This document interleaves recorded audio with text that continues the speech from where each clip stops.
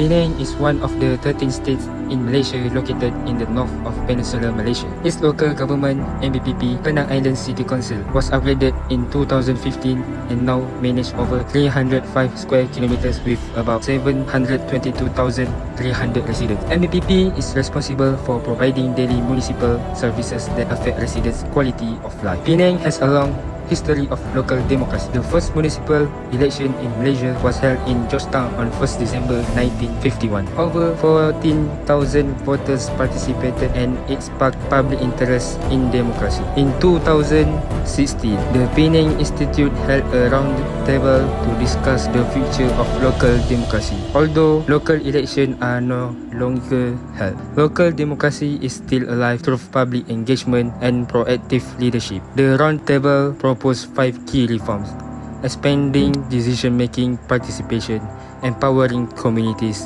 institutional reform, participatory budgeting, global benchmarking.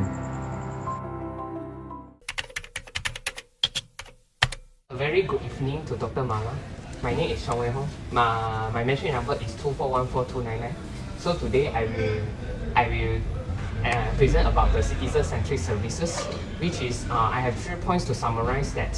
The website of local MBPP website is need to be improvement based on 3 major reasons, which is the first one is the accessibility for the user is either too small or too near. Based on the Google Lighthouse, that indicates that some icon in the website of MBPP either is too small or too near, is because that they are not perform well. Currently, there has a decreasing for the order in the website of MBPP that due to the reason that they cannot perform well for the user friendly. So the third one is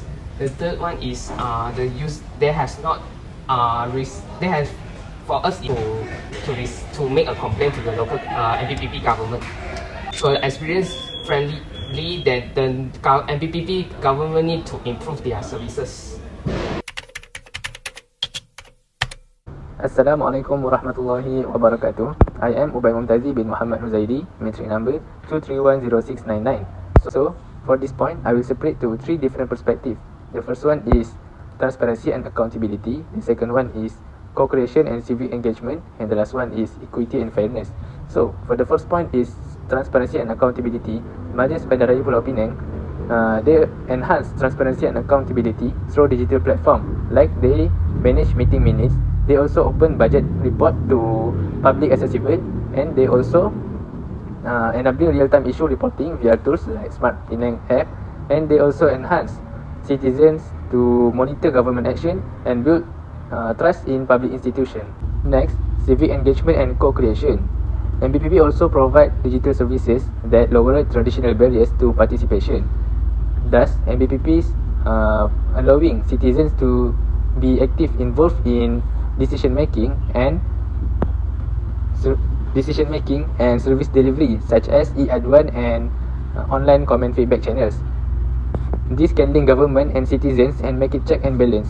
So, MBP also enabling collaborative relationship between the community and the council. So, this ways is the citizens to reach admin and make the citizens to feel free critics and give the ideas to the council. And last but not least is equity and fairness. MBPP also struggle to make equity and fairness to citizens. MBPP struggle to reduce poverty, and they also close inequality gaps and ensure inclusive development and many more. So these 3 different perspectives shows the way MBPP serve the citizens in democratic participation and public value. Thank you very much. Assalamualaikum. We explain about there are 2 major points to summarize the challenges and limitation, which is lack of data sharing between the intergovernment agency and also to transforming MBPP to a smart city that has the compliances with policies and guidelines must be clear and also transparent. This is because if the policy is clear and transparent, so that the citizens will well known about the policy that has been imposed by the MBPP local government. So to moving on to the recommendation point, I got three major points to summarize it, which is improvement. In 2023, the Pinang government has also introduced the My Kadri app. From my opinion, it is a good app because it can compromise various types of the government services such as iSejahtera and also add-on to MBPP and also MPSP. So in my opinion, I think that the improvement is we can use this app to lodge a complaint without using the website platform to lodge a complaint about the drainage issues and also the rubbish issues that facing to the Penang citizen. So moving second point is improving the accessibility and usability of my MPPP application. I think that this is also a good app as well. So because of that, the KPMG template also suggests that this app must receive the third party to advertise their business as well. So the last point is the MPPP need to categorize their targeted stakeholder. So for example, from my observation from the MPPP Majlis Bandaraya Petaling Jaya website, they have targeted stakeholder. They have a targeted stakeholder icon, which is when we click the customer stakeholder they have come out with the services that the customer can do their services through the website. So in this case, this is important so that the user no need to find their services for a long time. My name is Nabil bin RIZAL, and now I will briefly present about how Islamic values can be integrated into the digital governance in Malaysia. Since Islam is the official religion of Malaysia, our digital public service should be reflected in ethical Islamic principles. This help improve public trust, inclusiveness, and the overall well-being of citizens. Let's look at our four key values in Islamic government and how they apply into the system. First is amanah, trust and accountability. Government must protect citizen personal data and promote transparency. For example, adopting blockchain or secure cloud system aligned with the Islamic values of amanah as taught in Surah Al-Baqarah. Second is maslahah, public interest. Digital service must serve everyone. For example, in rural communities, the elderly and person with disabilities. Platform like MyAdun or MBPP should be designed to benefit all, not just urban users. Third is shura, that means a consultation. Islam encourage public discussions. Digital tools should include community feedback system like discussion, board, public service, and all-based feedback analysis. This follow the teaching from the Surah Ashura verse 38. And fourth is ihsan, that means excellent. We are taught to pursue excellence in everything. So digital service should be fast, efficient, and user-friendly. For example, using chatbot and good UI or UX designs will improve the service quality of the application. In summary, integrating Islamic values into digital government will make system more ethical, inclusiveness, and efficient. And now, let's compare Malaysia digital governance with Estonia, Dubai, and Indonesia to see how we can improve. First is Estonia. Estonia use X-road system as their governance bodies.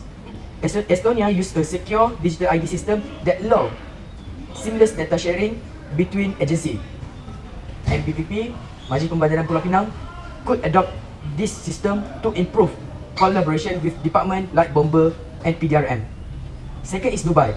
Dubai is using Dubai Now app. This app combines 130 services into one app. MBPP service like e-Aduan and My MBPP can be integrated into a single app to improve convenience to all users. And Indonesia use Lapor app. This complete platform give real-time updates and focus on citizen engagement. MBPP Aduan system can be improved by adding real-time feedback and notification to all users, including urban areas and rural areas. By learning from this example and applying value like amanah, syura, and ihsan, Malaysia digital governance can be both ethical and efficient. Wabarakatuh everyone. So I'm Siti RAHMAN and my metric number is 2318600. So today I would like to explain about the progress of Majlis Bandaraya Pulau Pinang, or as we call it as MBPP. So from 2021 to 2023, public engagement through digital platform like e-aduan increased by 34%, while e-payment rose by 45%, showing its growth with trust in the public service. So, one of the standout tool is the My MBPP mobile application, a one-stop platform for a service like a payment, complaint, and a permit applications. However, to further improve accessibility and value, MBPP can consider partnering with third parties for future, like a document delivery, rental insurance, and a business payment. Integrating with the big data analytic and PMaps also enhance user experience by making the app smarter and more user-centric. So during crisis COVID-19, MBPP digital instructor proved to be highly recent. Its platform were vital for keeping the public informed and ensuring uninterrupted access to ancient service. This digital preparedness showed the MBPP is not only capable of managing normal operation but also can adapt quickly during emergency. Lastly, in terms of a website platform, MBPP shows strong uptime at over 55% with a Google Lighthouse score of 44. However, the mobile app's load space of around 4 seconds suggests room for improvement. Faster response times and extended support hours could further enhance user satisfaction. In conclusion, MBPP efforts in digital governance show promising results. With continued innovation, collaboration, and a focus on user experience, MBPP can serve as a leading example of how local government can use technology to better serve the people. So,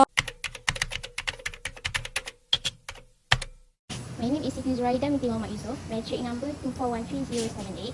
Now, my part for the conclusion is, in conclusion, we can confidently say that the Penang Island City Council, MBPP, is making their earnest effort and performing its duties diligently. They are making earnest effort to satisfy the citizens' needs and enhance their digital services. From time to time, this commitment is evident in their ongoing improvement to their online platforms. MBPP should consistently strive to improve their other vital aspects as well, such as transparency, accountability, equity, and also fairness towards its citizens. It is crucial for them to ensure that all important information reach the public without fail by taking necessary action in the future. Furthermore, we hope that MBPP utilize all of its resources to overcome the limitations and solve the challenges present in their digital services. This is essential for them to advance towards the vision and mission outlined on their website. Hopefully, they can bring about significant improvement in their digital platform performance. Hopefully, Penang can become a harmonious and progressive city in years to come. Additionally, we anticipate that they will also enhance their governance efficiency to ensure public affairs are managed effectively, leading to better outcomes for the citizens and fostering economic growth in Malaysia.